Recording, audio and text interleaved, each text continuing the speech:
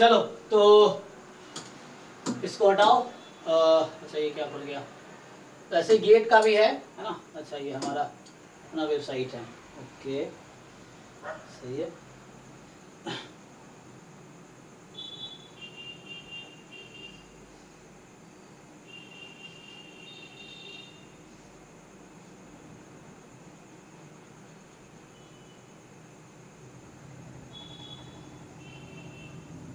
पता नहीं इसको कितना टाइम लगेगा ये सर वो होने में। चलो हम सीधा उस पर आते हैं।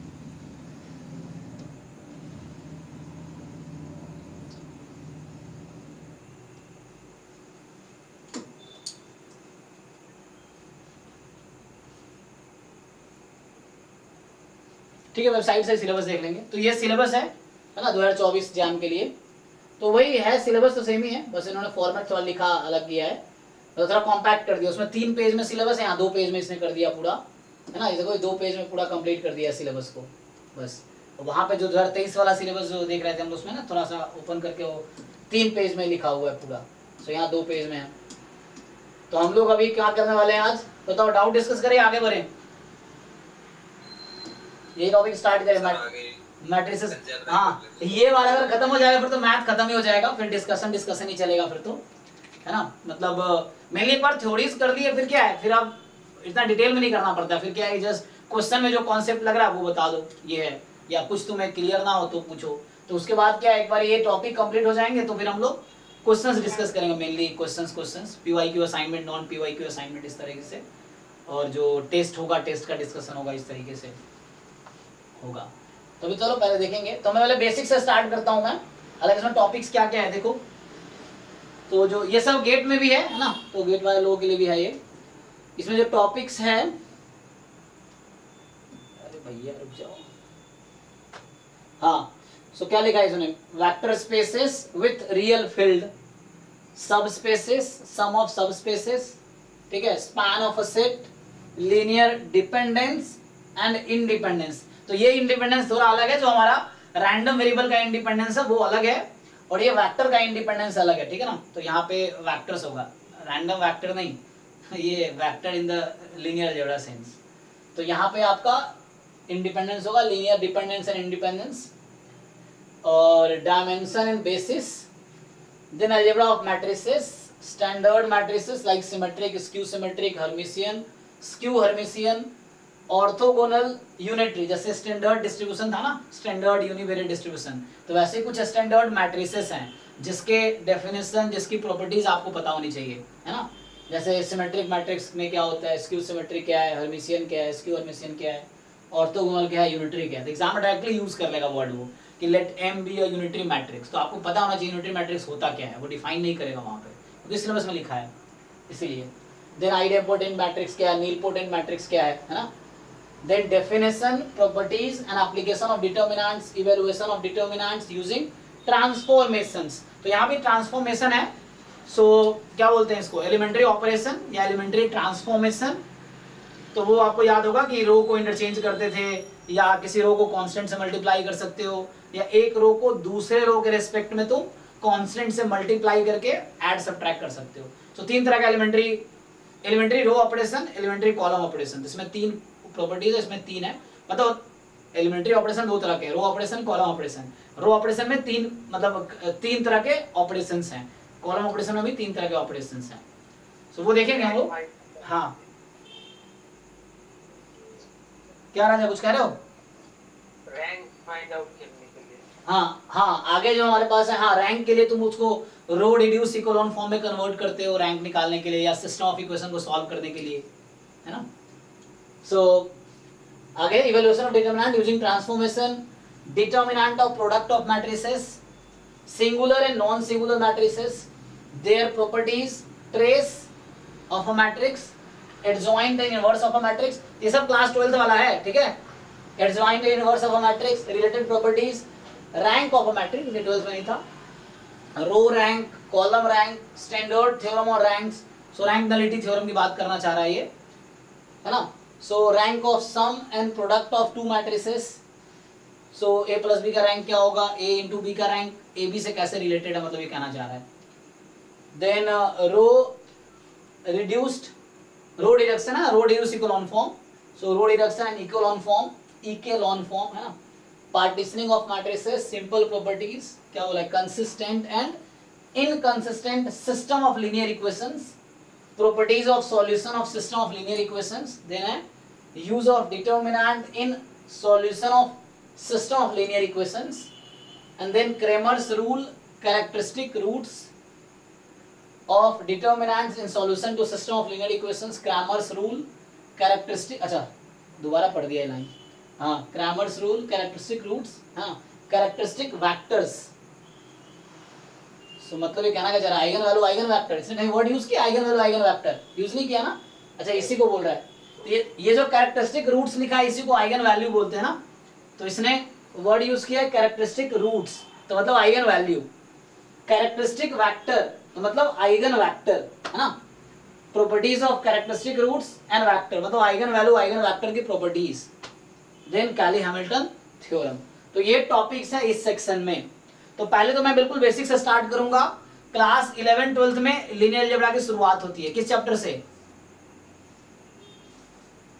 11 12th में पढ़ा होगा ना ये टॉपिक्स है ना, हाँ, सो क्लास 12th का एनसीईआरटी या आप जिस भी बोर्ड से रहे हो उस बोर्ड के पहले तो वहां पे, जैसे मैं एनसीईआरटी फॉलो किया हूँ क्योंकि मेरा एनसीईआरटी चलता था, या मैं दिल्ली में बहुत दिन 11 12th पढ़ाया, 7 साल पढ़ाया मैं 11 12th जब मैं बीएससी एमएससी कर रहा था उस दौरान। तो उसमें जो है एनसीईआरटी में चैप्टर नंबर 3 है मैट्रिसेस और चैप्टर नंबर 4 है डिटर्मिनेंट, तो ये दोनों आपको करना ही है, तो मैं अभी स्टार्ट वहीं से करूंगा। तो आज पहले मैं 11 12th वाला जो बेसिक कॉन्सेप्ट्स हैं और जो क्वेश्चंस हैं मैं चेक करूंगा आपको कितना आता है, मैं क्वेश्चन लिखूंगा, आपको ट्राई करना है। तो अभी हम एक बार वो बेसिक देख लेते हैं पहले कि जो matrices and determinant class 11 12th वाली है, 12th वाली स्पेशली 11th में नहीं थी, तो क्लास 12th में आप जो भी बोर्ड से रहे होंगे उसमें जरूर रहा होगा मैट्रिसेस एंड डिटर्मिनेंट चैप्टर, तो वो आपको एक बार रिवाइज करना है क्योंकि वो बेसिक है इसका, और बहुत सारी चीजें कॉमन भी है, एडजॉइंट डिटर्मिनेंट है ना, ये सब वही चीजें वहां पे हैं। अब जो एक्स्ट्रा है फिर हम लोग 1 by 1 डिस्कशन करेंगे कि टॉपिक का, तो उसमें कवर करेंगे, लेकिन पहले आज की क्लास में पहले बेसिक्स एक बार मैं रिवाइज करा देता हूँ जो क्लास 12th वाली है, ठीक है, और उसके बाद फिर इसके हिसाब से चलेंगे हम। चलो तो सो हमारा है ना टॉपिक है matrices and determinant, so matrices and determinant एक बार वो हो जाएगा। चलो तो सिंपल मैं अगर स्टार्ट करूं मैट्रिक्स से, सो क्या डेफिनेशन है मैट्रिक्स का, how do define a matrix, तुम्हें जो आता है बताने की कोशिश करो। हाँ, arrangement of numbers in form of rose and columns, हाँ मतलब इस तरह बोल सकते हैं। सो सिंपली ये क्या है, अरेंजमेंट है ना। सो हाँ जी, और कोई बताना चाहे किसी और फॉर्म में, matrix is linear transformation, yes linear transformation, लेकिन सिलेबस में लीनियर ट्रांसफॉर्मेशन हालांकि यहाँ पे नहीं है, शायद जैम मैथ में है, यहाँ पे नहीं है ना। लीनियर ट्रांसफॉर्मेशन एक अलग टॉपिक है, वेक्टर स्पेस के बाद होता है ना, V to W डिफाइन करो लीनियर ट्रांसफॉर्मेशन, तो वो यहाँ पे है नहीं। हाँ सर जैम और गेट का सेम है क्या? नहीं, जो जैम में है वो सब गेट में है, तो अभी हम लोग जैम का सिलेबस कवर कर रहे हैं, ठीक है, तो जो जैम में जो भी सिलेबस है वो सब गेट में है, गेट में थोड़ा एक्स्ट्रा भी है, सो वो एक्स्ट्रा हम गेट में अलग करेंगे, एक्सक्लूसिव गेट का बैच अभी अलग होगा जब जैम का सिलेबस अभी कंप्लीट कर लेते हैं, तो उसमें जो एक्स्ट्रा चीजें अभी जैसे आप देख रहे हो मैं जैम का सिलेबस लेकर रेफरेंस लेके पढ़ा रहा हूँ, तो ये सारी चीजें आप वहाँ कवर कर लेंगे। अब फिर जब गेट एक्सक्लूसिव बैच जो अभी हमारा सेपरेट होगा तो उसमें गेट सिलेबस से पढ़ाऊंगा, तो आपको जो जो टॉपिक हो चुका होगा तो वो मैं, चूंकि आप कर ही चुके हो, जो एक्स्ट्रा टॉपिक्स हैं वो अलग से करेंगे। तो जैम का पूरा सिलेबस गेट में है ऑलरेडी, तो 60-70 मार्क्स का जैम का ही पोर्शन है वहां पे टोटल। अगर जैम का 100% सिलेबस आप करते हो तो 60-70 मार्क्स का यूं ही अटेम्प्ट कर सकते हो आप, 15 नंबर वो एप्टीट्यूड छोड़ के। तो जैम का पूरा सिलेबस प्लस एप्टीट्यूड अगर आप कर दो तो 80 मार्क्स का यहीं से कवर हो जाता है आपका, 70-80 मार्क्स का। बाकी बचे 20 नंबर, तो 4 टॉपिक बचते हैं आपके, regression, multivariate, non parametric, stochastic, है ना। तो ये 4 टॉपिक है, ये चारों मिला के 20 से 25 नंबर के आते हैं। तो ये मतलब 5-5 नंबर एवरेज लगा लो हर टॉपिक का, 5-6 नंबर का है वो हर टॉपिक, तो वो हम अलग से करेंगे कवर। लेकिन आपको फोकस करना है इस पे, क्योंकि जैम वाला सिलेबस इजी है, और अगर आप देखोगे तो जो गेट के क्वेश्चन, अगर जैम के क्वेश्चन अगर आप सॉल्व कर पा रहे हो तो गेट के भी क्वेश्चन हो जाएंगे आपके उस सिलेबस वाले, आप चेक करना। तो जैम के और गेट के क्वेश्चन कॉमन सिलेबस पे पैरेलली है, सेम लेवल के। इवन जैम आजकल डिफिकल्ट हो रहा है, गेट इजी है। जैसे जैम 2023 का एग्जाम का लेवल ज्यादा था, गेट 2023 का लेवल कम है। अगर आपको चेक करना हो तो ड्राइव में दोनों पेपर पड़े हैं, आप ड्राइव में जाओगे ना तो उसमें देखो फोल्डर्स हैं, PYQ year wise papers, JAM and GATE. उसमें देखो 2005 से 23 तक के जैम के पेपर भी हैं, गेट के भी है। आप चाहो तो जैम का पेपर निकालो 2023 का और गेट 2023 का, आप सॉल्व करना शुरू करो तो आपको जैम डिफिकल्ट लगेगा देन गेट। मैं गेट इस बार मैं खुद भी दिया था, तो गेट का पेपर आसान था, जैम का पेपर है ना कि मेरा 3rd रैंक था इस बार गेट में। सो गेट का पेपर बहुत ईजी था, जैम का इवन डिफिकल्ट था इस बार। कॉमन सिलेबस पे बात कर रहा हूँ, क्योंकि जो टॉपिक नहीं है तो उस पर बात नहीं करेंगे इस तरीके से। सो उसका अलग से होगा। तो पहले आपको जैम 100%, ये नहीं आपको है ना, मतलब वो नहीं करना कि जैम कर रहे हैं, जैम को हल्के में नहीं लेना आपको। क्योंकि हमारा पिछले साल जैम का ही वो स्टूडेंट था जो गेट में 17 रैंक लाया था, जिसका 17 रैंक था जिस बच्चे का, वो जैम का ही स्टूडेंट था एक्चुअली। जो एक्सक्लूसिव गेट वाले बच्चे थे वो तो उधर 30-34 रैंक पे हैं, 30s में है वो, जो एक पर्टिकुलर गेट के बैच में थे। पिछले बार गेट का मैं क्रैश कोर्स कराया था 3-4 महीने का, तो उसमें मैं जैम और गेट का PYQ कराया था उनको।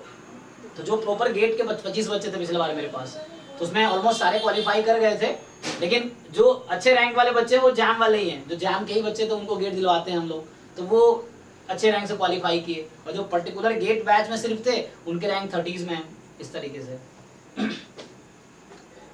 सर आपका एक स्टूडेंट था कि जैम में रैंक 3 था और गेट में 19 था। श्रुति ना, जो 2022 बैच की थी, हाँ, तो उसके श्रुति सराफ जो है, तो उसके जैम में 3 रैंक था, हाँ 2022 में, और उसी के गेट में 19 रैंक था। और उस साल देखो मतलब और भी बच्चे थे इनके अच्छे, 24 रैंक वाला भी भर गया था, इसके जैम में आई थिंक 24 थे, गेट में 27 थे, यस, इस तरह से था। सो ऐसे जैम वाला बच्चा एग्जाम देगा तो जैम भी निकाल लेगा, गेट भी निकाल लेगा, नेट भी निकाल लेगा। इवन जैम का बच्चा अगर नेट JRF का एग्जाम दे तो नेट भी निकाल, मैं जानता हूँ। जैसे 2000 जैम मैथमेटिक्स का फर्स्ट रैंकर थी गरिमा थरेजा, जो एक्सेंचर में जॉब करी, वो बॉम्बे में आई थी, तो उसका उस समय 6th रैंक JRF में था, CSIR JRF में, जो जैम के साथ ही उसने नेट का एग्जाम दिया था। और जैम में फर्स्ट रैंक था और CSIR में उसका रैंक 6 था, 6 या 7, हाँ अराउंड। तो ये था। तो बच्चा जैम में इतना प्रैक्टिस करता है ना, इतनी क्वेश्चंस प्रैक्टिस करता है कि उसको प्रॉब्लम सॉल्यूशन बहुत अच्छी हो जाती है। वही बच्चा जब जैम क्वालिफाई कर जाता है, वही बच्चा MSc करके, मैं एग्जांपल दे रहा हूँ, पिछले साल जो गेट वाले 25 बच्चे थे ना, उसमें 4 तो IIT बॉम्बे से MSc कर रहे थे, 2-3 IIT कानपुर से कर रहे थे, मैं नाम भी बता सकता हूँ, कुछ लोग जानते भी हैं। सो मतलब मेरे अपने स्टूडेंट जैम के ही स्टूडेंट है वो, जो 2021 में जैम के स्टूडेंट रहे हैं, 2022 में जैम के स्टूडेंट रहे हैं, तो वही इस बार गेट में पिछले बार थे, तो उसमें वही ज्यादातर बच्चे वही थे जो हमारे पास जैम के स्टूडेंट पहले थे। वो तो वो कानपुर से MSc कर रहे हैं, कुछ बॉम्बे से MSc कर रहे थे, बाकी पटना मतलब पंजाब यूनिवर्सिटी वाले थे, कुछ पटना यूनिवर्सिटी वाले थे, तो ऐसे मिला के सब 20-25 बच्चे थे। और वो बच्चे जो जैम निकाल के गए हैं और अभी उनसे गेट नहीं निकल रहा या उनसे नेट नहीं निकल रहा, क्योंकि MSc में आप क्या करते, थ्योरेटिकली पढ़ते हो, प्रॉब्लम सॉल्व करना तो भूल जाते हो आप, थ्योरी पढ़ रहे हो तो प्रॉब्लम सॉल्व करते नहीं हो आप, फिर उस बच्चों के लिए डिफिकल्ट हो जाता है गेट और नेट निकालना MSc के बाद। जबकि वही बच्चा जैम के दौरान कैपेबल है गेट और नेट दोनों निकालने के, लेकिन 2 साल बाद इतने थ्योरेटिकली हो जाते हैं, प्रॉब्लम सॉल्विंग स्किल भूल जाता है, प्रॉब्लम से सॉल्व ही नहीं होते हैं, क्वेश्चन सॉल्व करना भूल जाता है। आप देखते भी होंगे जो लोग MSc कर चुके हैं, मैं बहुत सारे बच्चे ऐसे मिलता हूँ जो MSc कर चुके, उनका नेट ही नहीं निकल रहा, उनका गेट ही नहीं निकल रहा, ऐसा होता है। इवन वही बच्चे जो जैम क्वालिफाई करे बाद में देता है नहीं निकलता, ऐसा होता है, इस तरीके से। चलिए, हाँ ये तो वही हुआ ना, तो MSc का सेकंड सेमेस्टर तक है, वो जैम भी दे पाएगा और नेट भी दे पाएगा, गेट भी दे पाएगा, तभी वो काम करते हैं प्रैक्टिस में। मतलब मेरा मतलब ये जैम के दौरान बहुत प्रैक्टिस में रहता है ना क्वेश्चंस के, तो वो आप कोई भी क्वेश्चन उस दौरान बहुत डिफिकल्ट क्वेश्चन भी ट्राई करता है बच्चा जब जैम की प्रिपरेशन कर रहा होता है, इसलिए उसका लेवल अच्छा हो जाता है। तो उस दौरान वो नेट गेट सारे एग्जाम क्वालिफाई कर सकता है और कर लेता भी है, जो एग्जाम देता है वो कर लेता है, जो अच्छा बच्चा है जैम गेट नेट एक साथ कर लेता है, इस तरह से। हाँ सर, नेट का मैंने एक बार देखा था पूरा, नेट में चॉइस ही बहुत होती है, तो इतनी ज्यादा चॉइस देते हैं ना वो, तो वहाँ ऑप्शन तो होता है निकालने का। हाँ, वहाँ पे क्या 400-450 नंबर के पेपर है टोटल, आपको 200 मार्क्स के अटेम्प्ट करने हैं बस उसमें से, और 200 मार्क्स में से आपके मार्क्स जो आएंगे उस पे स्कोर होगा। फिर भी लोग नहीं कर पाते क्योंकि उनका प्रैक्टिस छूट जाता है ना क्वेश्चन सॉल्विंग का, तो फिर भी लोग MSc बात बहुत ज्यादा बच्चे नहीं कर पाते हैं। नेट का एग्जाम बहुत डिफिकल्ट होता है, स्पेशली स्टैटिस्टिक्स बैकग्राउंड के लोगों के लिए बड़ा डिफिकल्ट हो जाता है, क्योंकि वहाँ मैथ्स के भी क्वेश्चन बहुत आते हैं थ्योरेटिकली, प्योर मैथ्स के। सर मतलब मैथ ज्यादा आती है, 120 नंबर की स्टैट्स आती है, 200 कुछ नंबर की तो मैथ्स आती है। उसके अलग मैं कट ऑफ तो 110 से ऊपर कभी गई ही नहीं है। कोई स्टैट्स का भी अटेम्प्ट कर रहा है तो हो जाएगा। जो 82 हाँ 80 प्लस मार्क्स है जनरली, चलो 100 के आसपास ले आते हो तो क्वालिफाई कर जाता है नीट का एग्जाम, ये है। चलो ठीक है, आई थिंक स्टार्ट करते हैं हम लोग। तो वही है, मतलब जो बच्चा अगर अभी जो JAM की तैयारी करा, तुम चाहो तो तुम नेट का भी फॉर्म भर सकते हो, गेट का भी भर सकते हो, और JAM का तो दे ही रहे हो। नेट का एक फायदा ये है कि नेट लाइफ टाइम वैलिड रहता है, नेट का स्कोर लाइफ टाइम वैलिड है। तो कभी भी प्रोफेसर बनना चाहोगे तो यही नेट स्कोर पूरे जिंदगी भर की वैलिडिटी है। गेट की वैलिडिटी 3 साल की है बस, नेट की वैलिडिटी पूरे उसकी है, JRF की वैलिडिटी 2 साल की है बस, ठीक है ना। नेट JRF में डिफरेंस क्या है? नेट फॉर असिस्टेंट प्रोफेसर और JRF for PhD। So JRF चाहिए PhD करने के लिए, और नेट जस्ट चाहिए एक असिस्टेंट प्रोफेसर के लिए, और JRF जिसका उसका दोनों है। सो JRF मतलब नेट भी इंक्लूडेड है ऑलरेडी, ये चीज़ है। तो सर आप कराओगे नहीं सब थोड़ा बहुत भी नेट का? नेट का क्वेश्चंस कर सकते हो, जो टॉपिक पढ़ा रहा हूँ, जैसे गेट के सिलेबस के साथ जो नेट का कॉमन है, तो आप नेट के पेपर्स करो, मैं कराऊंगा क्वेश्चन। जैसे भी कल ही एक क्वेश्चन, जो कल क्लास के स्टार्टिंग में जो एक क्वेश्चन पूछा था, आई थिंक किसने पूछा था, आस्था ने या किसी एक ने पूछे थे, आई डोंट रिमेम्बर नेम, जो तरुण के भी डाउट थे वो, तो अच्छा इंडिपेंडेंट वाला वो नहीं, वो एक्सियोमेटिक डेफिनेशन वाला, जो एक्सियोमेटिक डेफिनेशन पे था, डी वाला क्वेश्चन जो था, तो वो नेट का ही आया हुआ क्वेश्चन है, CSIR नेट का था। तो ऐसे क्वेश्चन हमने पहले भी एक और क्वेश्चन संडे में, तो आप, क्योंकि मुझे भी सीखना है, मैं पढ़ा रहा हूँ सिर्फ पैसे तो थोड़ी पढ़ा रहा हूँ, मैं सीखने के लिए पढ़ा रहा हूँ एक्चुअली, पैसा तो कॉम्प्लीमेंट्री है ना, वरना मैं भी JAM का फीस 40,000 रखता, अभी नेक्स्ट ईयर में रखूंगा, अभी नेक्स्ट ईयर में नेट का बैच स्टार्ट करूंगा CSIR का जून जुलाई में, तो फीस तो 10-15 हज़ार तभी रखेंगे। बाकी दुनिया में देखो नेट JRF की 50,000 रुपये फीस है, तुम किसी और कोचिंग में देख लो 50,000 फीस लेते हैं।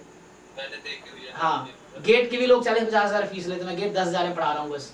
JAM की भी 30-40 हज़ार फीस बाहर है, जो अच्छी ब्रांडेड कोचिंग से जहाँ पढ़ाते हैं हम जैसे लोग ही हैं, हम ही पढ़ाते हैं, मतलब ऐसे समझ लो, लेकिन आप फीस तो उनकी बनाते ही हो एक में। तो हाँ, तो लेकिन ब्रांडेड है, 40-50 हज़ार फीस है वहाँ पे, तो ऐसा है, लोग ऐसे सर, करते आपके हैं। ना आपके जैसे मेरा एक दोस्त है वो कानपुर गया है इसी साल, मतलब लोगों ने कोचिंग के लिए YouTube से पढ़ाया था, वो ऐसे बता रहा था कि कानपुर में 90% बच्चे संतोष सर के। हाँ, वहाँ पे इस बार जो है सब ये बात सब बोली। सब हमारे पढ़ाए हुए बच्चे ही हैं, क्योंकि इस बार तो बहुत बच्चे हो गए थे ना, इस बार भी ऐसे ही होगा।